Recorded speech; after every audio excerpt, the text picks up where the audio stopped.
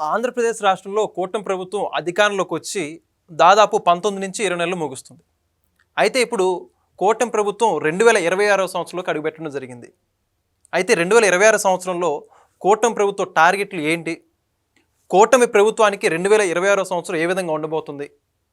ఇదే అంశం గురించి మరిన్ని విషయాలు తెలుసుకోవడానికి మనతో ఉన్నారు ప్రముఖ రాజకీయ విశ్లేషకులు రాయ్ షప్సన్ గారు. సార్ నమస్కారం. నమస్కారం. కూటమి ప్రభుత్వం ఆంధ్రప్రదేశ్లో అధికారం చేపట్టిన అతి తక్కువ కాలంలోనే అనేక పెద్ద ప్రభుత్వ పథకాలకు కావచ్చు, అదేవిధంగా రాష్ట్రానికి సంబంధించి చాలా కీలకమైన ప్రాజెక్టులకు సంబంధించి కూడా కొన్ని ముగించుకుందని చెప్పుకోవాలి. పెట్టుబడుల విషయంలో అయితే ఇంకా చెప్పుకోపని లేదు. గూగుల్ లాంటి పెద్ద కంపెనీలు రావడం కావచ్చు, ప్రభుత్వ స్కీములు అయితే ఎన్నో సంక్షేమ పథకాల గురించి ఎప్పటికీ అమలు చేస్తున్నారు. అయితే 2026కి సంబంధించి కూడా కూటమి ప్రభుత్వం టార్గెట్ ఇంకా పెంచుకుంది.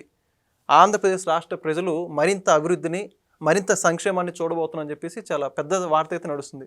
మొత్తం 2026కు సంబంధించి కూటమి ప్రభుత్వ టార్గెట్లు అంటే ఏమంటారండి? ఇప్పుడు మనం ఒక వెహికల్ తీసుకొని 2 వీలర్ అయినా సరే 4 వీలర్ అయినా సరే మన డ్రైవింగ్ బిగిన్ చేసామనుకో, జనరల్గా ఫస్ట్ గేర్ అనేది వెహికల్ మూవ్మెంట్కి వాడతారు. ఆ తర్వాత నుంచి ఒక్కొక్క గేరు మార్చుకుంటూ ఆ ప్రయాణపు వేగాన్ని పెంచుకుంటారు. అలాగే పాలన కూడా 2024లో ఎన్డీఏ కూటమి ప్రభుత్వ పదవి బాధ్యతలు చేపట్టిన తర్వాత వారసత్వంగా జగన్మోహన్ రెడ్డి గారి నుంచి వాళ్ళకి దక్కిన అప్పులు, వ్యవస్థల విధ్వంసం, అధికార వ్యవస్థలో పాతుకుపోయి ఉన్న అవినీతి, నిర్లక్ష్యం, నిర్లిప్తత, వీటన్నిటి నుంచి ఒక్కొక్క అంశాన్ని సంస్కరించుకుంటా, మెరుగుపరుచుకుంటా 2025 విధ్వంసమైన రాష్ట్ర బ్రాండింగ్ని మళ్ళీ తిరిగి పునరుజ్జీవనం చేసుకుంటూ రాష్ట్రానికి లక్షలాది కోట్ల రూపాయల పారిశ్రామిక పెట్టుబడులు అష్యూర్ చేసుకుంటా రాజధాని, పోలవరం లాంటి నిర్మాణాలు, పోర్టుల నిర్మాణాలు, ఎయిర్పోర్టుల నిర్మాణాలు, హైవేల నిర్మాణాలు, వీటిని అన్నిటినీ వేగం పుంజుకునేలాగా ప్రయత్నిస్తూ 26లో మరింత బాగుంటుంది అనే ఒక శుభ సంకేతంతో 25 ముగిసింది. ఇక్కడ గమనించుకోవాల్సింది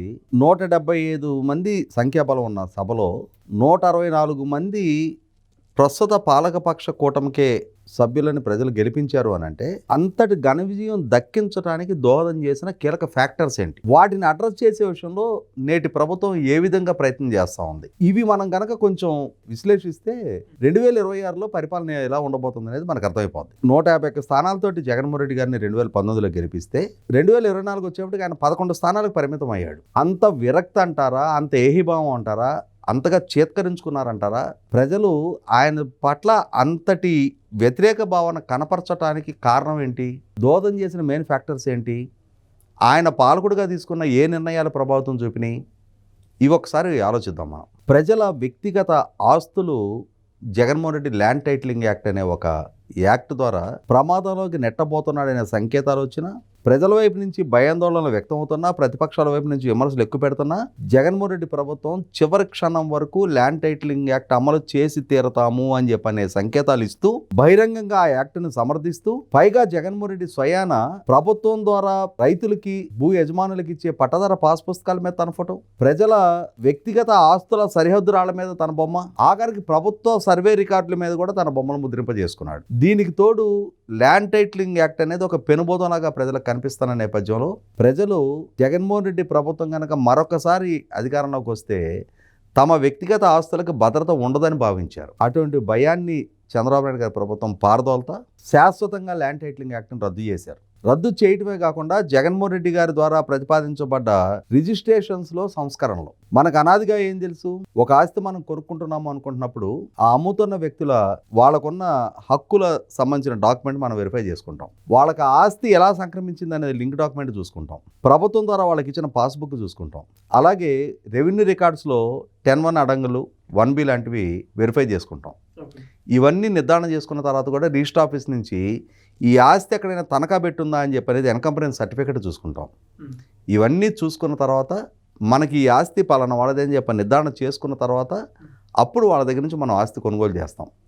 ఈ కొనుగోలు చేసే క్రమంలో ఆస్తికి ప్రభుత్వం నిర్ణయించిన ధర ప్రకారం స్టాంప్ డ్యూటీ ఉంటుంది. ఆ స్టాంప్ డ్యూటీ పే చేస్తే అప్పుడు దాని విలువ కలిగిన స్టాంపులు మనం ఖరీదు చేస్తే ఆ స్టాంపుల మీద ఈ క్రయ విక్రయాలకు సంబంధించిన లావాదేవీలు రాసుకొని దాని మీద సబ్ రిజిస్ట్రార్ అఫీషియల్ సీల్ తోటి అమ్మిన వాళ్ళు, కొనుక్కున్న వాళ్ళ సంతకాలతోటి, సాక్షుల సంతకాలతోటి ఓ సేల్ డీడ్ ఎగ్జిక్యూట్ అవుద్ది. అంటే ఇంత ప్రహసనం ఉంటుంది. అప్పుడు ఆ ఆస్తి దస్తావేజు మన చేతిలో ఉంటే శాశ్వతంగా ఈ ఆస్తి నాది, నా తర్వాత నా వారసులకు దక్కుతుంది అనే ఒక భరోసా ఉంటుంది. కానీ జగన్మోహన్ రెడ్డి ఏం చేశాడు, ఈ ఒరిజినల్ దస్తావేజుల స్థానంలో మీరు స్టాంప్ డ్యూటీ ప్రభుత్వానికి పే చేయండి, డాక్యుమెంటు మీకు మీరే తయారు చేసుకొని ఆన్లైన్లో సబ్మిట్ చేయండి, మేము ప్రభుత్వం తరపున ఒక ప్రింట్అవుట్ జిరాక్స్ కాపీ రూపంలో సంతకం పెట్టి ఇస్తాం మీకు, అదే మీ భూమి దస్తావేజు అన్నాడు. దాంతో ప్రజలకు మరింత భయాందోళనలు పెరిగినాయి. ఇప్పుడు రియల్ ఎస్టేట్ ఏజెంట్లు ఉంటారు హైదరాబాద్ సిటీలో, వాళ్ళ చేతికి పలానా ఆస్తి అమ్మి పెట్టండి అని ఎవరైనా ఒక దస్తావేజ్ ఇస్తే వాళ్ళు ఏం చేస్తారంటే, ఎవరైనా ఇంట్రెస్టెడ్ ఇంకొక ఏజెంట్కి వాళ్ళ దగ్గర ఈ ఆస్తి కొనుగోలు చేయడానికి కావాల్సిన ఆసక్తి కనపరచగలిగే కొనుగోలుదారుడు ఉన్నాడు అనుకున్నప్పుడు తన దగ్గర ఉన్న డాక్యుమెంట్లోంచి ఒక జెరాక్స్ కాపీ ఇస్తాడు. ఆ లావాదేవీ పూర్తయితే పర్వాలా, లేకుంటే ఆ ఏజెంట్ ఏం చేస్తాడు, తనకు పరిచయం ఉన్న ఏజెంట్కి ఇంకొక జెరాక్స్ కాపీ తీసి ఇస్తాడు దాన్ని. అట్లా కొన్నాళ్ళు గడిచేటప్పటికి ఈ యజమాని నేను ఒక్క జెరాక్స్ కాపీయే నాకు తెలిసిన ఏజెంట్కి ఇచ్చాను అనుకుంటాడు, కానీ మార్కెట్ మొత్తం అయ్యే జెరాక్స్ కాపీలు దర్శనమిస్తూ ఉంటాయి. అలాగే జగన్మోహన్ రెడ్డి ప్రతిపాదించిన ఈ రిజిస్ట్రేషన్ సంస్కరణలో ఈ జిరాక్స్ కాపీ సంస్కృతి ప్రజలను మరింత భయాందోళనకు గురి చేసింది. ఇప్పుడు ఎవరైనా ఒక ఆస్తి మార్టగేజ్ చేసుకోవాలి అని అంటే ఈ జిరాక్స్ కాపీ బ్యాంకులు ఎంటర్టైన్ చేస్తాయి. కాబట్టి ఏంటంటే ఈ విధమైన భయాందోళనలతోటి జగన్మోహన్ రెడ్డిని ఎలా అయినా ఓడించాలని చెప్పిన నిర్ణయానికి ప్రతి ప్రాంతం ప్రతి కుటుంబం ఆ భావనకు వచ్చేసింది. ఆ తర్వాత 2019 ఎన్నికల నాడు జగన్మోహన్ రెడ్డి గెలుపుకి కీలకంగా దోహదం చేసింది యువత. నేను ప్రత్యేక హోదా సాధిస్తా, నేను ప్రపంచవ్యాప్తంగా ఉన్న పెట్టుబడిదారులందరినీ రప్పిస్తా, వలసలేని ఉపాధి కల్పిస్తా, 13 జిల్లాలను 13 హైదరాబాద్కి అభివృద్ధి చేస్తా, 2,30,000 ప్రభుత్వ ఉద్యోగాలు భర్తీ చేస్తా, మెగా డిఎస్సి కండక్ట్ చేస్తా అని ఇలా రకరకాల వాగ్దానాలు చేస్తే ఆ వాగ్దానాలతో ప్రభావితమైన యువత జగన్మోహన్ రెడ్డిని గెలిపించారు. కానీ 5 సంవత్సరాలు జగన్మోహన్ రెడ్డి పరిపాలనలో ప్రభుత్వ ఉద్యోగాలు భర్తీ లేదు, డిఎస్సి ప్రకటన లేదు, ప్రత్యేక హోదా సాధన లేదు, పారిశ్రామిక పెట్టుబడులు రప్పించకపోగా ఉన్న పరిశ్రమను వెళ్ళగొట్టాడు. వీటన్నిటి నేపథ్యంలో లక్షలాదిగా ఉన్న నిరుద్యోగ యువత నారా లోకేష్ సంకల్పించుకున్న యువగళం పాదయాత్ర ద్వారా 20 లక్షల ఉద్యోగ కల్పన చేస్తామని చెప్పని తన ద్వారా ఇచ్చిన వాగ్దానాన్ని నమ్మి చంద్రబాబు నాయుడు గారి గత ట్రాక్ రికార్డును కూడా గుర్తు చేస్తూ లోకేష్ గారి ద్వారా జరిగిన ప్రచార నేపథ్యంలో ఎన్డీఏ కూటమి కూడా లోకేష్ ఇచ్చిన వాగ్దానాన్ని పరిగణలోకి తీసుకొని తమ మేనిఫెస్టోలో పెట్టిన తర్వాత అదొక గేమ్ చేంజర్గా పనిచేసింది. 20 లక్షల ఉద్యోగ కల్పన దిశగా మరి వాళ్ళ ఎన్డీఏ కూటమి ప్రభుత్వం 2025లో వేసిన అడుగులు ఇప్పటికే సాధించి గ్రౌండింగ్ అయిన ఎస్ఏబిపి ద్వారా క్యాబినెట్ సమావేశాల ద్వారా ఇప్పటికి ఇచ్చిన అప్రూవల్స్ 8,50,000 కోట్లు అయినాయి. ఇంకా 10-11 లక్షల కోట్ల రూపాయల పెట్టుబడులు పైప్లైన్లో ఉన్నాయి. ఇవన్నీ సఫలీకృతం అయితే సుమారుగా 16 లక్షల మందికి ఉపాధి కల్పన జరగడానికి ఆస్కారం ఉంది అన్న సంకేతాలు ఉన్నాయి. మరి సక్సెస్ఫుల్గా కంప్లీట్ చేసుకున్న సిఏఏ కన్వెన్షన్, ఇప్పటికే విజయవంతంగా ముగించిన డిఎస్సి నియామక ప్రక్రియ, పోలీస్ కానిస్టేబుల్ నియామక ప్రక్రియ, వీటన్నిటి నేపథ్యంలో ప్రభుత్వ చర్యల పట్ల ప్రభుత్వ పాలన పట్ల యువతకు ఒక నమ్మకం కలుగుతూ ఉంది. మా భవిష్యత్తు తీర్చిదిద్దే ప్రభుత్వం ఇదే అనే ఒక నమ్మకం యువత ప్రదర్శిస్తూ ఉన్నారు. ఆ నమ్మకాన్ని మరింత బలపరిచే విధంగా 2026లో మరింత మెరుగైన పెట్టుబడులు రప్పించడానికి, ఇప్పటికే జరిగిన పారిశ్రామిక ఒప్పందాలు గ్రౌండింగ్ అవ్వడానికి, లక్షలాదిగా యువతకి ఉపాధి కల్పనకి 2026 దోహదం చేయబోతా ఉంది. ఇందాక నేను ప్రస్తావించినట్టుగానే జగన్మోహన్ రెడ్డి హయాంలో భయకంపితులైన రైతాంగం అతని బొమ్మలతోటి ఎప్పుడైతే పట్టదారు పాస్ పుస్తకాలు రైతులకు ఇచ్చారో ఆ రోజే వాళ్ళ ఆస్తుల పట్ల ఒక రకమైన ఇన్సెక్యూరిటీ రైతులు బిగినైంది.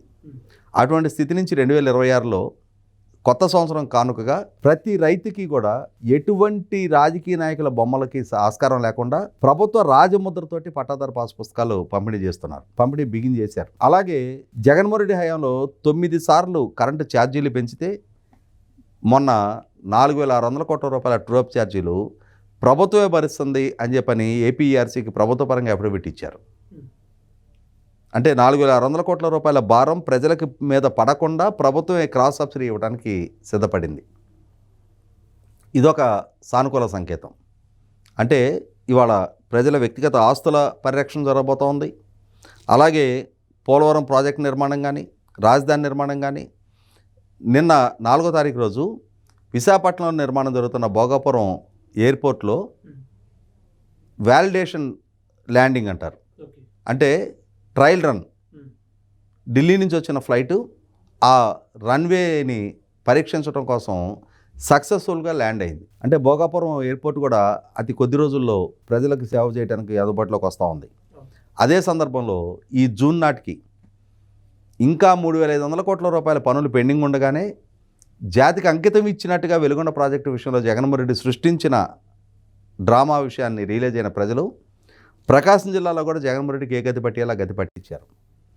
అటువంటి ప్రాజెక్టును ఒక టైం బౌండెడ్ షెడ్యూల్లో వేలాది కోట్ల రూపాయల కేటాయింపులు చేసి రేపు జూన్ నాటికి పూర్తి చేసి ఆ ఫలాలు ప్రజలకు అందే విధంగా అసలు సిసలు జాతికి అంకితం ఇచ్చే విధంగా ఎన్డీఏ కూటమి రేపు చర్యలు మొదలుపెట్టబోతా ఉంది. కాబట్టి ఇవాళ రాష్ట్రంలో ఇన్ఫ్రాస్ట్రక్చర్ పరంగా చూసుకున్నా, ఎంప్లాయ్మెంట్ జనరేషన్ పరంగా చూసుకున్నా, వెల్త్ జనరేషన్ పరంగా చూసుకున్నా, నీటి ప్రాజెక్టులు, పోర్టుల పూర్తి చేసే విషయంలో కానీ, హైవేలు పూర్తి చేసే విషయంలో కానీ, ఎయిర్పోర్ట్లు పూర్తి చేసే విషయంలో కానీ, లక్షలాది కోట్ల రూపాయల పారిశ్రామిక సంస్థల గ్రౌండింగ్ చేసే విషయంలో కానీ, తద్వారా లక్షలాది నిరుద్యోగ యువతకి మెరుగైన ఉపాధి అవకాశాలు కల్పించే విషయంలో కానీ 2025లో పడిన అడుగులు 2026 నాటికి మరింత విస్తృతంగా, మరింత ఫలప్రదంగా రాష్ట్ర యువత భవిష్యత్తుని తీర్చిదిద్దే దిశగానే ఒక శుభసూచకంగా ఉండబోతాయనేది వాస్తవం. Thank you. నమస్కారం. Please subscribe to Leo News for more videos.